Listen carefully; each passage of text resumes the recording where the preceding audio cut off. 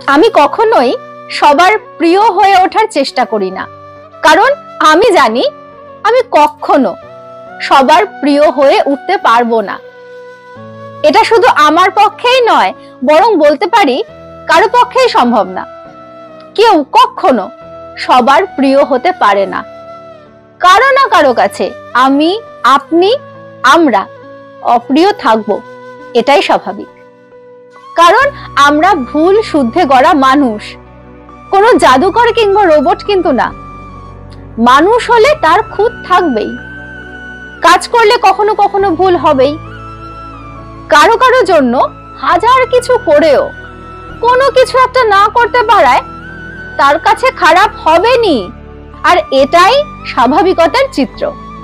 কারণ আমরা মানুষ জাতি আসলে সেই জাতি যারা হাজার পাওয়াটাকেও মনে রাখি না, কিন্তু একটা না পাওয়াকে কখনো ভুলি না।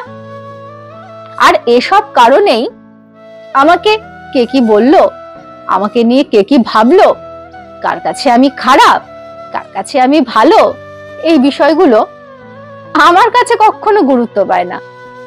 সবার কাছে ভালো সাজার অভিনয় করার অভিনেতা আমি কখনো হতে পারবো না, আর কখনো হতে চাইও না।